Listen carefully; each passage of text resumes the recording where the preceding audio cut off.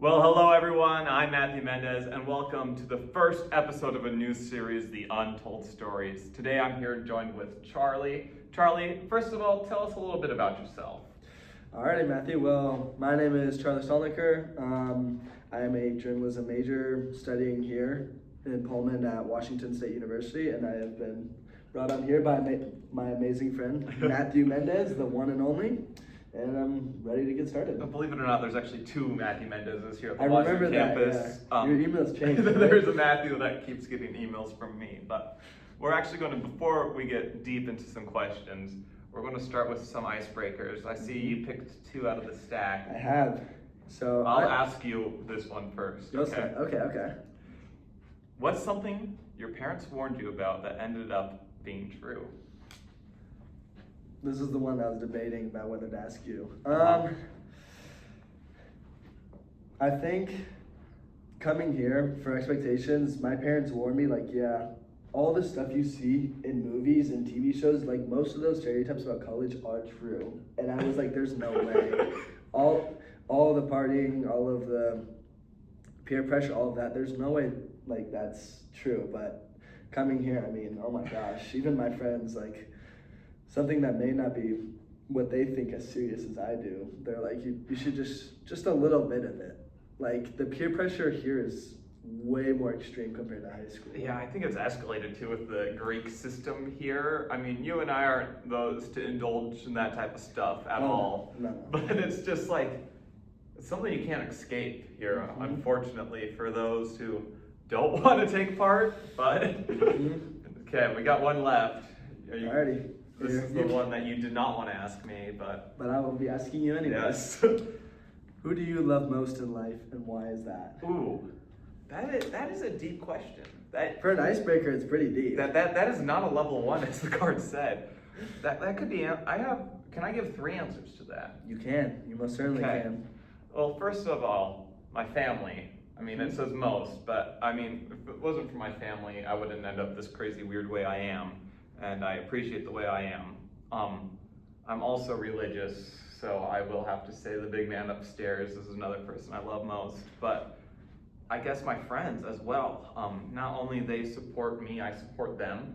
And it's a nice relationship that way, that I feel like if it wasn't for that, I would not be ending up the way I am right now, like said with family. But those are the three key elements. That is true. I've seen quotes where it's your friend group is just a reflection of who you are. Certainly, yeah. And Daniel Craig would also be up there too. Love that guy. Any movie he's in, I kind of like already. Do you have a big person you love a lot, Charlie? Oh gosh, I can't. I mean, it's easily my parents, but I'm not picking between the two because I just physically can't. Right. It's when people ask me, who would you save if they're hanging off a cliff, your mom or your dad? And there's no way to pick between. You'd kind of have to pick the or option, because regardless of who you save, it's going to be, yeah. But no, my parents have been there for literally every part of my life. I mean, anything I can imagine, starting school, playing sports, even my relationship, or my past relationship, all of everything they've always made it known that I can talk to them if I need to, if there's something that's bothering me, or even if they just want to hang out. Spending quality time with them, I always enjoy, especially before moving here. I valued it way more because I realized oh my gosh, I'm moving away and out of the house in 2 months. And you don't know how much something affects you until it's truly gone. Exactly. I know you've talked greatly about your parents and us knowing each other too, and it's very awesome that you have that relationship with them. But speaking of us now, let's talk about how we met here at Washington State University. Do you want to start it off? Yeah, I will start it off. Oh my gosh. So, early August, when we had to use Google Maps to find our classes, because this campus is just confusing, but then makes total sense after the first 2 weeks, which exactly. If you would tell me, I'd still think I have an atlas out. But we had this music class, and then we had this other class, Com 105, with great teacher, I think, at least. Others would disagree, but loved that class. But it was in this large lecture hall, and I There do was- remember that. We were walking through Yep. the door, and then There was a you group were of like you and me. 6 or 7 of us sitting outside, thinking that because like the whole day we would wait for the professor to go in, Now I open the remember door, this. and go into class. And we were both gonna walk in, and we both scanned the room, and you and me saw the front, and you just asked me if I wanted to come sit with you in the front seat, and Well, I just no. said yes. You actually, Or was I that didn't what I have, asked? yeah, I didn't have glasses that day, so I couldn't see a thing. I left my glasses in my dorm room. So the thing was, I couldn't see what was going on. And so you were like, I think there's some free seats in the front. And I was like, I remember. Oh my Sure. God! I don't know how I forgot about Yes. that. Oh my God! And That's right. Charlie made the mistake of talking to me, and really from there, we also found out we had COM 138 with each other, which was on a Tuesday Wait, we and had 3 Thursday. classes together. We did Wow. have 3 classes. Yeah, I'm That's sorry. insane. But then we had a thing of Cable 8 come in, which is an on-campus organization that we're both a part of, and then you and I kind of just talked to each other together, like we were each other's safety net or wingmen, however you want to put it. And then from there on out, we did a trip to good old Kuski, Idaho. And Kuski, Stites. not Kuskia. Yeah, I know. Kuski. I got flamed for that. You got spelled with an A at the end. It's Makes Kuski. no sense. And we've just done quite a bit. You know, Oh my we haven't gosh. even known each other for a full year. I'm thinking at this point, yeah, it's been like barely half a year at this point. Yeah, no, we just Maybe a reached the little half year. over. We just Yeah. reached the half a year mark. Yeah. But he still somehow still talks to me. So. But the point of today is we're going to start off kind of shallow with some questions and then go deeper. And it's Okay. just untold stories about experiences of your life, things that you've done, and things that you just want to accomplish. Mm-hmm. So first of all, in a brief summary, tell us how you got to where you are today. And we don't need to start Oh, at birth. gosh. I think we know what Yeah. happens there. But Oh gosh, I don't even know where to begin. I mean, I guess I can say just ever since I was a kid, I've always had a passion for writing, and I continue like exploring that and seeing if that's something I really wanted to do. And so I thought, what the heck, I could come to one of the best colleges in Washington for the program and major that I chose for. And so I'm very happy and excited to be a part of the Edward R. Murrow College, and it's been such a joy to be hanging around with people that have the same interests as I do, and being able to explore what it is I really want my career to look like. yeah. So. And by knowing you for this long, you are exceptional. We work on the same show together called Kook Zone as Kook Zone? writers. Check out Kook Zone at Yes. Cable Productions, by the way. And we're both writers for the show, and we've worked on Up All Night too. But Charlie has the way of like words that it's hard to describe, but he knows exactly what he's going to say and how to just do it right. I struggle with that, which sounds ridiculous. I'm a better talker than I am a writer, but it's just been fun to work with someone that's so passionate about it too, because it just sparks joy. But I know that there's a big passion of yours that you probably haven't been able to execute much here at school, but that is playing the game with 4 bases and a ball and a bat. You want to talk a little bit about that experience? Yep, that sport is what we call baseball. I don't First know. base, second base, third base, fourth base, fifth. Fourth base. I think I did too many, but I think, anyways. Yeah, no, I can't recall if I've talked to you in this conversation about, but even before coming here, I've thought about wanting to join the baseball team, whether that's D1, which is, I'm pretty sure that may be a little bit out of my reach, but I really wanted to join the club baseball team here that we have at WSU. And I was looking at the site, looking through intramural sports, trying to find a way to join, and I came up with a blank. And so I just came here thinking, okay, maybe I'll be able to find something else to do. After we moved in, fast forward like 3 months, I'm scrolling through Instagram one day, and then randomly I find the page, WSU Club Baseball. I'm like, oh wow, this is something I've been looking for a while. I click on the page, and apparently they made a post during the summer about trying out, to where if you wanted to come in contact with the coaches, you would have to follow the account, message that account in order to create that contact. And then I think it was like 10 days after the first day of school, it's like August 29th, to be in another post saying tryouts. And I was a few months a bit late, Yeah. which was very sad to hear, but I'm for sure trying out next semester. Yeah. Hopefully for the next 3 years I'll be able to be a part of that team, because playing baseball has been something I've loved to do my entire life, and playing ever since I was 4. And something I still love to do, and I'm 19, so 14, 15 years. You got some more time. You got some more time. Oh yeah, no, I have plenty of years left to Yeah. be playing. And many people, especially I would say in America, even though it was defined as America's game, Right, define America's baseball pastime, as boring. Why is baseball not boring? Oh God, I've had so many conversations with people about how I would prefer to watch basketball. I'd rather watch hockey. I'd rather watch football. And I mean, it could also just be me that has a deeper connection, because my dad has been taking me to baseball games ever since I was born. I mean, I have a baby picture up in our living room where it's just me wearing a Mariners cap, and I'm drooling all over my Mariners shirt down in the stands, watching it with my parents. And so I've just grown up to love baseball. I've been a part of so many teams. I've been playing Little League I played Little League for forever. Mm-hmm. And so to me, for playing for basically a decade and a half, I just have a more grown attachment to baseball than other people have. So Yeah. maybe I understand why they're not as like enthusiastic to watch baseball as I am, because I understand baseball through and throughout, and so other people may not be as knowledgeable as I am, because there are a ton of rules that you need to know for baseball. And there's So some it can't be confusing confusing. stuff too. Plus with the new added rules from the past couple of years too. So But I completely agree with you. However, I'd much rather watch baseball over any actually sport out there, and especially in person, I find it much better. I hate the pitch clock though. I'm not a fan. Yeah. I had a friend that was there for the 18-inning game in playoffs. Oh wow, yeah, So I do remember that. Game 3 is, at T-Mobile Park, they closed concessions at the 7th inning.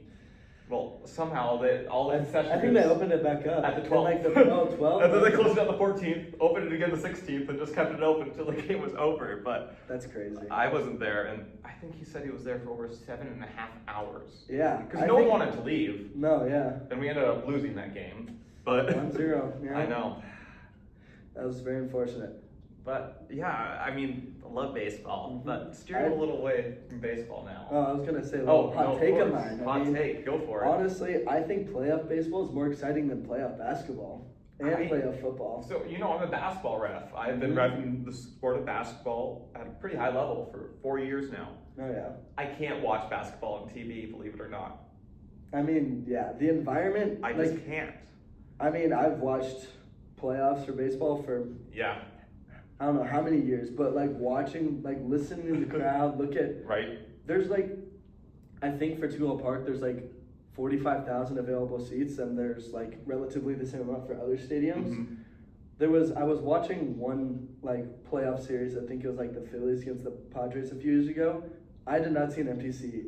So just imagine 50,000 people just screaming at the top of their lungs when someone on the Phillies hits a home run. Takes the lead. Yep. It's just erupting. Well, my favorite thing was my dad and I have this tradition. We had it since college started. It's kind of hard to keep it up, but we would go to opening day and closing day of the Mariners season if we had it, or the first game opening up. And this was right when we all figured out what the Astros did in 2017. Oh my which gosh. I'm sure we, as any baseball fan knows, it's very disappointing what happened.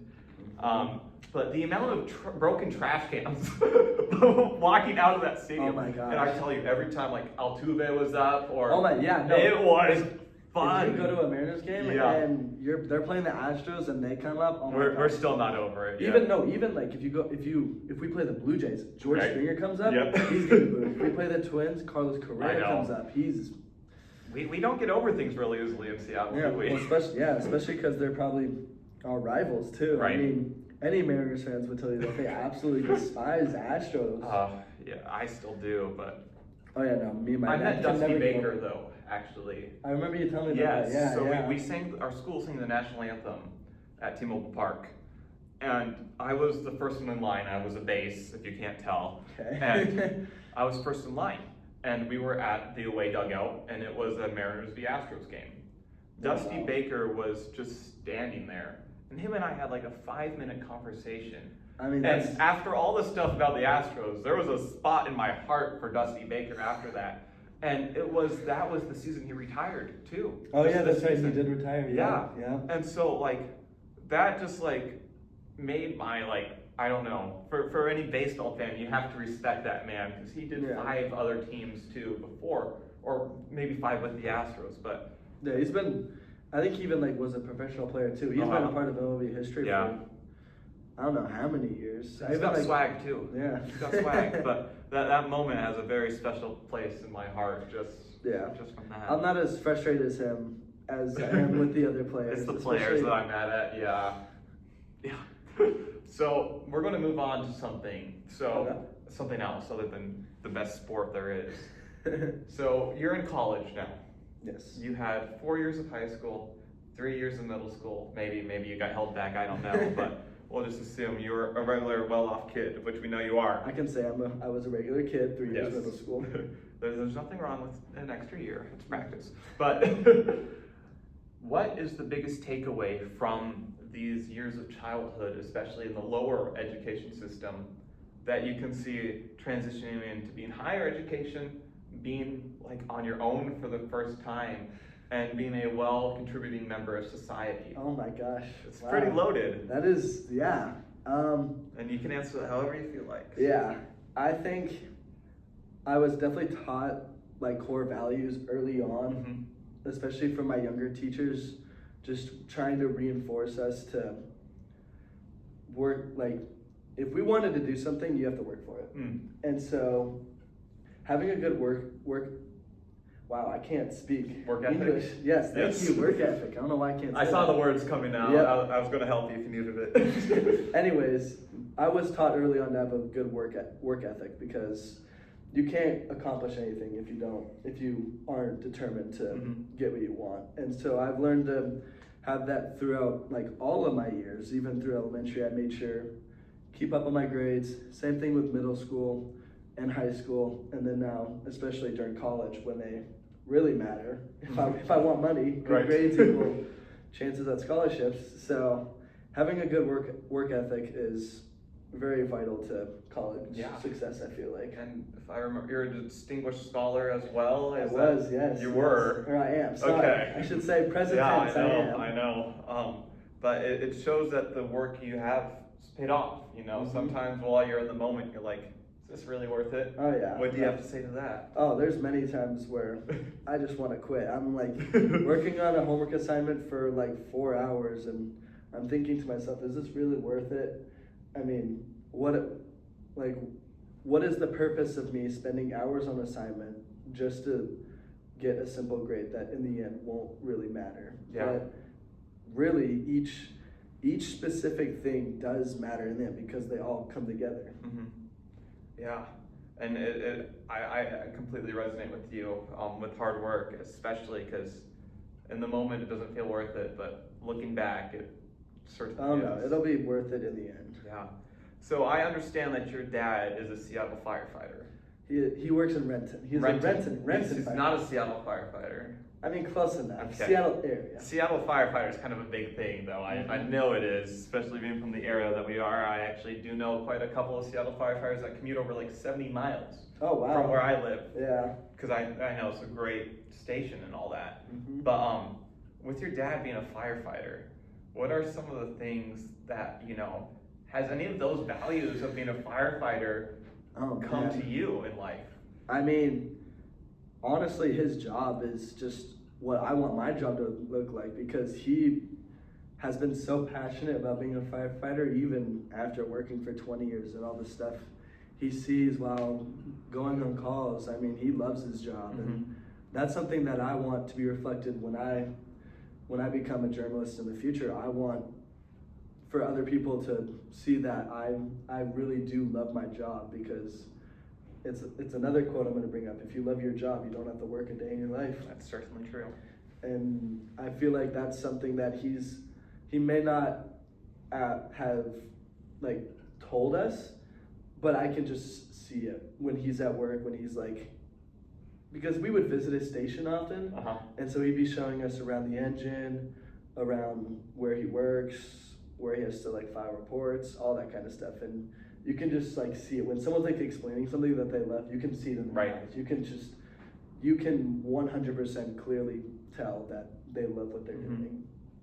And that's the other thing with that profession. It's a scary profession for the family, but also for the person itself. I mean, and just recently with the fires down in California, I know Washington sent some people down to help with that. And how do you deal with that, having a parent in such a line of work like that? Like, I have talked to this. Early on, has it been a fear like when you were younger, or is it still a fear today? It is still a fear today.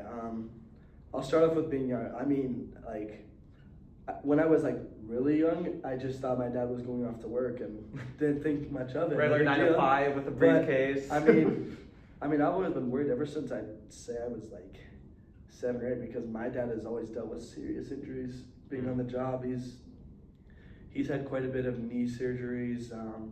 He's gone through tons of hours of physical therapy. Yeah. I think he's even had like work to do on his back. He even tore a pectoral muscle where he was, I think they were like training, because you know they have to like bash down doors to like let the fire out, and so they were working on a metal door just to prepare for them, and then next thing you know, he just tear it, and it's just like all just purple from the here, action of this, from his pec all the way down to his bicep. That took a while. That took a little bit off of him, and then he got back in the workforce, and then actually recently, it was actually over Thanksgiving break. Oh, really? It was good timing because I needed to drive him. But to kind of sum it up, he had a he was on a call, no, he wasn't on a call. He was actually, because he has like, his shifts are in 24 hours, he was on a 40-hour shift. His first 24 hours was at one station, and his next 24 hours was at a different station. So he told me he was carrying like 50 pounds worth of gear down some stairs. And then so he misjudged a step, fell, and his knee just went right into contact with concrete. Yeah. And so what happened was, he told me that there was a specific tendon in his knee that got ruptured, like 100% clean. Yeah. And so luckily he was able to get an MRI that same day. And then he got surgery a week after. And he's told me like people like get put into a wait list for so long. So he was very lucky to get it right away. Right. And so he's been out for the past 4 or 5 months, but now he's starting to get better. He just got off crutches. He's able to walk on his own, and he'll be starting light duty, which means he won't be going on calls, but he'll still be going into the station to helping around. And exactly. I'm sure that's hard on your mom too, having to go through all of that. Yeah, especially when I was gone in college, because my brother's not old enough to drive. Yeah, so she was the only one helping around the house. Yeah. My brother helped around the house, but she would have to in adult capacity. Exactly. She would have to drive him to physical therapy. Yeah. She would have to help him with getting, because he had to have a bunch of bandages and a cast on at the time, and so he couldn't have it on 24/7. So when he'd be laying in our recliner, he would go all the way back, and then my mom would help take it off just so he can let his knee breathe a little bit. Yeah. And man, it was ugly for a while, but it was good timing, like I said, because it was over Thanksgiving break. So I was home, and I was able to drive him one time because he wasn't able to drive because it was his right knee, and so you kind of need that one. Exactly. And so me and my mom, we went to his station because we had to go pick up his truck and his things and all that. And even my mom reinforced that. She's like, "Oh yeah, good thing, because I wouldn't have been able to do this by myself." Right. I mean, yeah. And so, yeah. But that's also a nice thing about his coworkers. I mean, he's been in the workforce for 21, 22 years. I think it was just his 22-year anniversary. Wow. And so he's known his coworkers for a while. I mean, even the young guys, they all look up to him, and so they're all really fond of him. I was able to have a conversation with them for a little bit, and they're all really nice people, very genuine and empathetic for what happened to him. And so I'm hoping after he recovers from this, in the next few years, he'll be able to retire without injuries. Happy and healthy, exactly. Yes. And, Yeah. but I think when I come back for spring break, I'll be able to see him walking around all Hopefully, healthy, yeah. with no brace, not as much struggle. Because when I was there, because with his brace, he's not able to bend his knee. Mm-hmm. And so going up and down stairs, Right. Yeah. I mean, it makes things as easy as putting on a shoe a challenge. Because when putting on a shoe, you don't want to bend, because like, I would have to put it on, and I'm trying to like put on his leg without bending his knee. Right. And it's... I kind of went through kind of a little the same thing that you did with your father. With Oh, my really? father, my dad had a stroke. Oh, that's right. Early on in January, about 5 weeks ago. Oh, that must have been rough. Well, I wasn't home for that until I got home on my birthday weekend. Yeah. And what's hard is, when you lose the feeling of the right side of your body, simple tasks like buttoning up a shirt become impossible. And if something as simple as that's impossible, think of stuff harder than that. So not only that there's that struggle with the physical ability, there's also the mental ability, being like, I could do this perfectly before, now I can't now. Yeah, that's what the physical therapy is there for. Yeah. To reinforce what your old habits are. Yes. Moving around, learning how to like walk and run again. All that stuff. Because that's what my dad would need to be a firefighter, being able to like run into a burning building. I mean, needing to like reinforce that it takes such a long time. And not to get political here, but we have these holidays for veterans that have served in wars or even just in the forces today. We really don't have anything for our first responders, really. Which I kind of feel that's just not warranted. I feel like the work and the sacrifice that they put in, especially EMS, firefighters, police officers. Yeah, because I don't want to discredit any of like veterans, because they go through. Oh, we met an amazing one in Kuski, and also in Kuski, we also went to a firefighters concert. It was at the bakery, that's right. And he was telling us, it was the guy that said he really liked poems and liked writing them down. Yeah, and not to discredit his story, and his story was amazing, but we don't hear the stories about these first responders either. Yeah.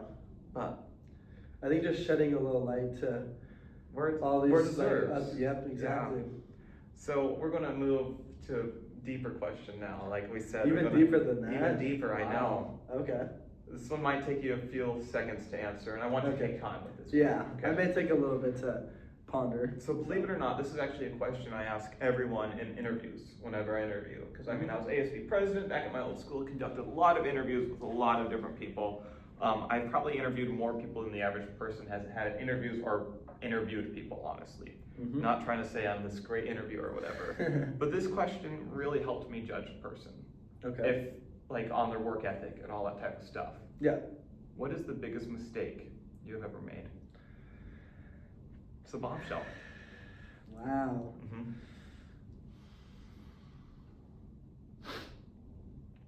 Oh man. Yeah, I'm definitely gonna need a bit of time And that's to quite come all up with right. an answer.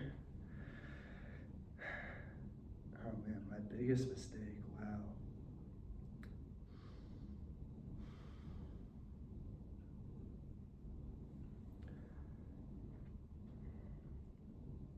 I don't know if I should like really call this a mistake. I would maybe phrase it more like a regret. Well, what would you define a mistake as, first of all? I would define a mistake as like a mishap, like something that you did unintentionally that was the wrong thing that you were intending to do. And I would add a little bit more to your definition, as it is a learning opportunity for your future. Okay. The way I look at it. Okay. That helps me answer the question a little more. I think it would help a little bit. So I think everyone does this as a kid, but just taking for granted the time you have with even like not just like your relatives, but even with like friends that you grow up, because I mean, as a kid,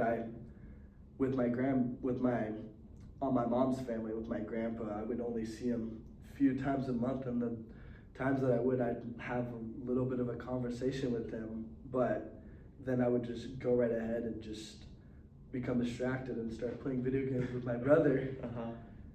And I really do wish that I could have taken more time to spend quality time with him. Even though I was a little kid, because he passed away when I was 9 or 10, and so I think I was still, like, I was too young to realize that, but looking back, I really do wish that I spent more time with him. But besides family, like, even my friends, like, I'd always hang out with them and then be like, oh, like, see you tomorrow, see you later. But then next thing you know, especially COVID put a damper on that really bad. And it cut a lot of my friendships because I wasn't able to communicate with them. And so when we came back, because it was basically a cut from like 8th grade to sophomore year, I feel like that's just a time where so many people like changed, going through puberty, and so you kind of just don't recognize people. And so a lot of the kids that I would hang out with like every day at school, or even like see them all the time afterwards, the connection just was never the same after that. And so I kind of wish I made more of an effort to reach out, just to kind of reinforce that friendship that I had with them, because then maybe then our friendship would have been stronger and could have been maintained in future years. And I feel like, not to butt in on your thing, no, please. But even in college, you didn't come here with all your friends you had in high school. Oh no, absolutely You not. didn't have these prior relationships with people, but you still care for these people. So it's something that you can still apply to this day. You know, being in contact with other people, making sure people are just doing all right. There's actually Ernest Hemingway, one of my favorite writers of all time. And he has this little thing I'll share with you after this, but just to paraphrase it a little bit, there's a thing in there that he says, even when I battle my storms, I know I'm not alone, because I know you're by my side. I don't think people realize how, excuse me, how important, how important, but how crucial, like, just those little, like, checkups are. Like, just a simple, how are you doing can go a long ways for someone, just because you truly don't know what anyone is going through. And so just letting them know that, I'm there for you, and if you need me, I'm an open door. I wish people would take advantage of that more, because sometimes you find out stuff when it's too late, and you feel like then you as a person messed up. So, No, that's something, but that's also something that, even though it is one of my greatest mistakes, it has been something that I've learned to do. I have a best friend back at home that recently lost his father from cancer, like middle of February. And so I've just been more aware to constantly be checking in, making sure he's okay, because he has his stuff that he's battling with too.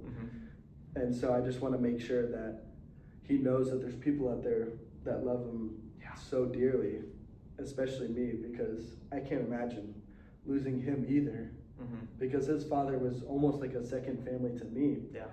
And so I can't imagine what he's going through, and I just want to make sure that, although I can't like understand your pain, I just want you to know that my ears are wide open, and you can come to me literally anytime. It won't matter. It must be so hard to deal with, especially with a family member that close. I can't even imagine. But the world needs more people like you that are willing to do that, because there's people that aren't. There sure is. But I've met quite a few of those people, especially at colleges, but that's besides the point. But no, I thank you for sharing that with us. For sure. Absolutely. We're going to do 2 more questions, okay? Each is going to get deeper. Wow. I can't even like think of getting deeper than that. Well, this is actually another interview question I pose, okay? And you also do learn a lot about a person on this one too, I feel like. Oh, absolutely. If you were any fruit, what type of fruit would you be? And why? Oh man. You can go really deep with this question. You really can. I know. You said fruit. Fruit? I mean, we can expand it to vegetables, Okay. living creatures. If you want to be Living a creatures? small cell organism, blue-green algae, you want to be a humpback whale, you choose what you feel like you most align with that describes yourself, you know, because you're amazing yourself. However, if we could describe you in something, what would you describe yourself as and why? I'm gonna stick with fruit, and you may have a different opinion than I do, but oh man, I feel like if I had to pick, like out of any fruit, the one I could only think about would be a pineapple, and here's my reasoning. Okay.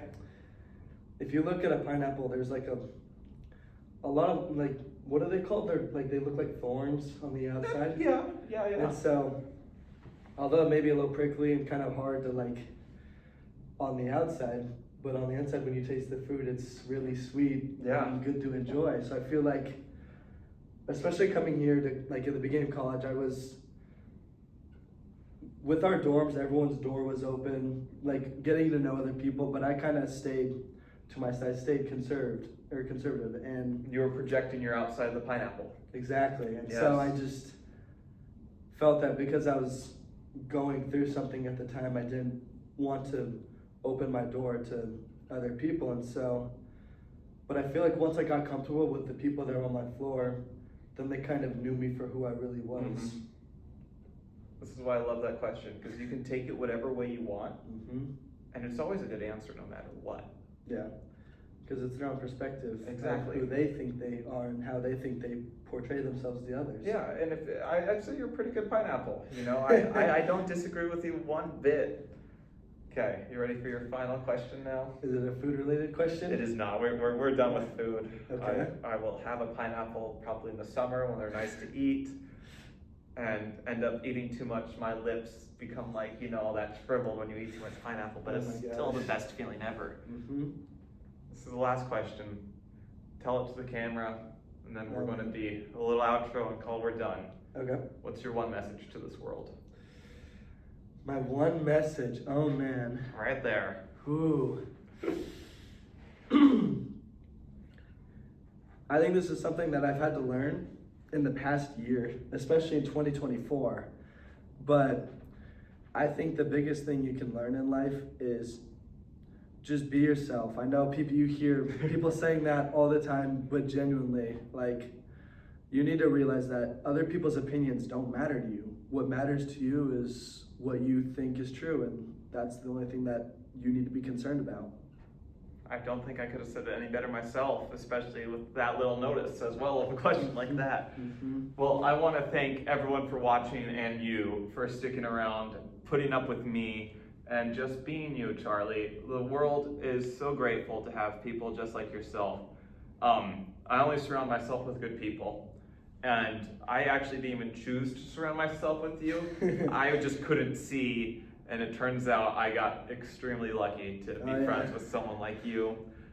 Thank you again for being willing to do this, and thank you for being my friend, Charlie. Oh no, I'm absolutely grateful to be out on here making a video with you for these wonderful people to watch our conversation, and it's been such a pleasure to get to know you. Of course, I know. Here's to 3 more years in Oh my gosh, Pullman, where the city of Actually, lights can't that dim and hills that you can't escape. I mean, we're basically like in a wheat field prison. But it's our prison that we've turned into our home. It sure is. It sure is. And I can't believe our first year is already almost done. 8 more weeks to go. I know. Well, thank you so much for watching the video. Again, here with my great friend Charlie. New episodes will be coming out of this interview style. Thank you so much to everyone. And don't make it a good day. Make it a great day. Amen to that. All right. Bye-bye. Well, thank you, Charlie. I think we ran very long, but... Oh, we did. I think we went at least like 25 minutes. Oh, call it 40. 40? Wow.